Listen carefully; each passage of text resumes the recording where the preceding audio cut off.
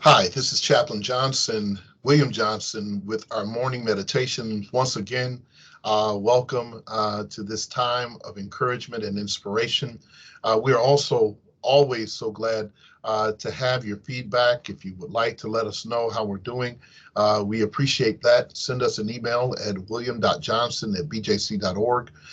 We really would appreciate hearing from you to know how we can improve on what we're doing here and try to reach you on some things that we are aware, may not be aware of, that you are standing in need of. So shoot us some messages about things that will be helpful for you.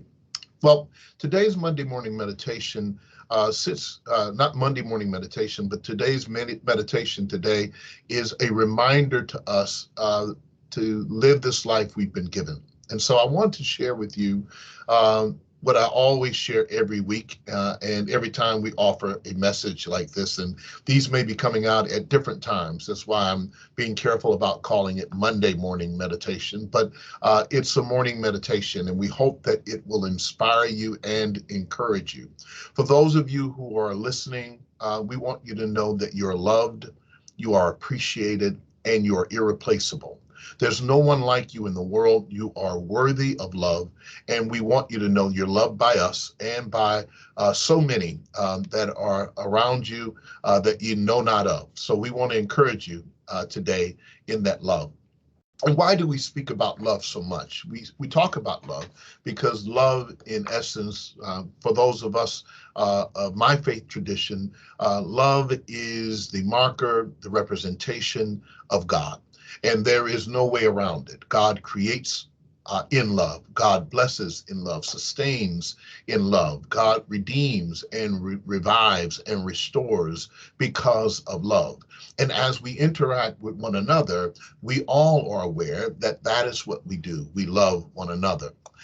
In a particular passage of scripture, it is in one of Paul's letters, not Paul's letters, but in one of the epistles, 1 John, chapter 4, verses 7 and 8. It says something like this, and I'm going to sing it the way I learned it as a kid. Beloved, let us love one another, for love is of God, and everyone that loves is born of God and knows God. He or she that loves not does not know God, for God is love. And the way we would sing it, we would sing it like this. I'm embarrassed, but I'm going to try it. Beloved, let us love one another. For love is of God, and everyone that loveth is born of God and knoweth God. He or she that loveth not knoweth not God, for God is love. Beloved, let us love one another. 1 John 4, 7 and 8. I learned that at Vacation Bible School. Can you believe that? Well, I'm sharing this message with you because I want you to be reminded that that's what love is. It is of God. And today's message is entitled, Love is Everywhere.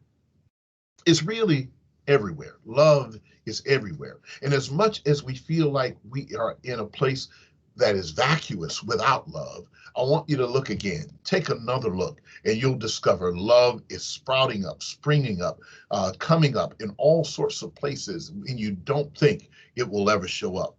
For all the ways that we have been battered about, beat up, bruised, we have discovered the wonder of God and the wonder of love, even in the midst of tragic circumstances.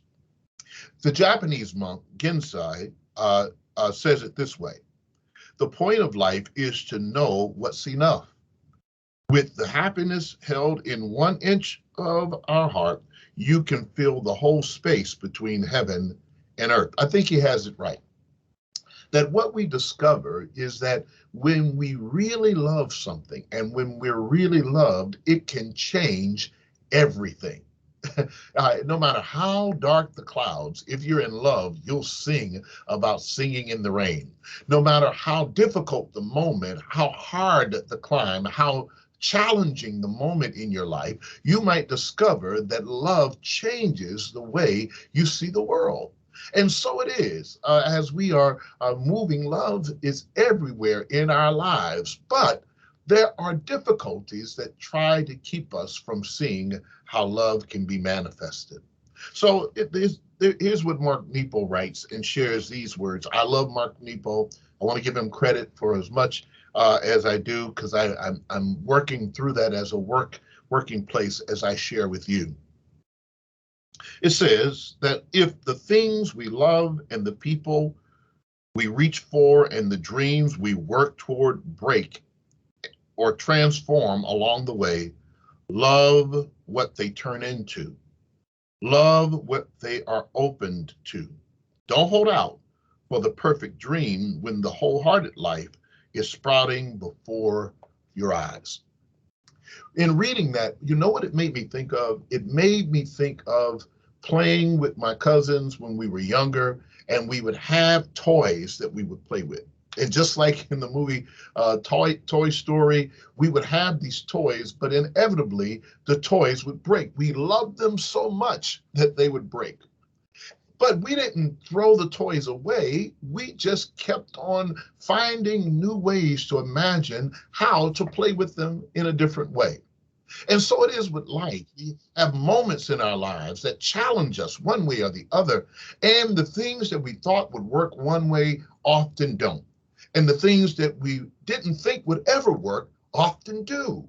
And what we discover is go ahead and stick with those things anyway.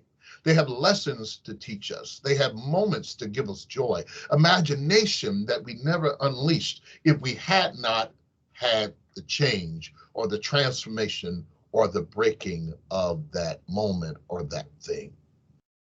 So I'm encouraging you to look around. Love is everywhere. The birds sing about it. The sun shines, the flowers even proclaim it. The leaves sometimes fall and rise. Even in winter, when the seed is deep in the soil and it doesn't seem like there's any sign of life, just wait for it. Spring is coming. It always comes after winter. And you'll discover that what we thought was dead then comes alive. A good friend of mine shared these messages not long ago as he was going to deal with a difficult situation, now a bishop in our church and denomination, and he shared these words. He said, there is a difference between being planted and being buried. Really, there is. For that which is buried and that which is planted look just alike. However, when time comes, that which is planted sprouts something new, and that which is buried only lies there to fertilize the soil, but never gives room for anything new to be born out of it. The question for us is that love never dies. It always remains. And it is just like anything else. It is being planted so that it can grow up again and perhaps even into something brand new.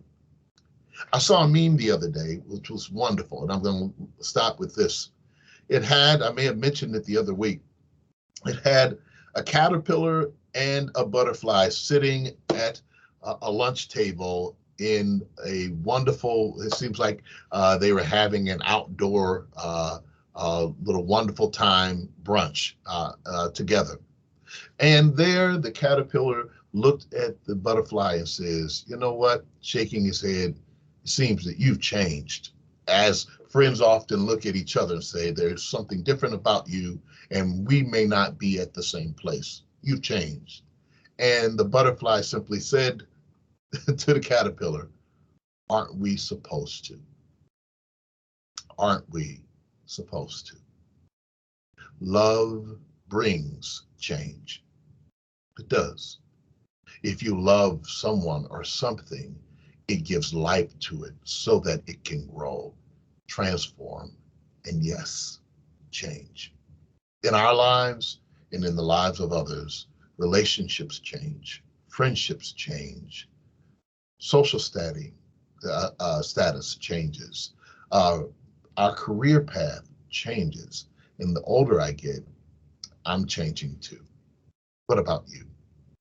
There's nothing wrong. There's nothing wrong with changing, but change with love. All right. Thank you so much for having us today. We hope that you are encouraged by these messages. Give us some feedback, as we mentioned earlier. And as I started, I'll end. Remember, you are loved, you are appreciated, and you're irreplaceable. Share that message with someone. Share that encouragement with someone. I encourage you to encourage someone else. You'll be surprised how it lightens their load and lifts them into a new moment in their lives. Thank you. Have a great day. Have a great week. And keep these meditations. Give us your feedback. We'd like to hear from you. Thanks so much once again.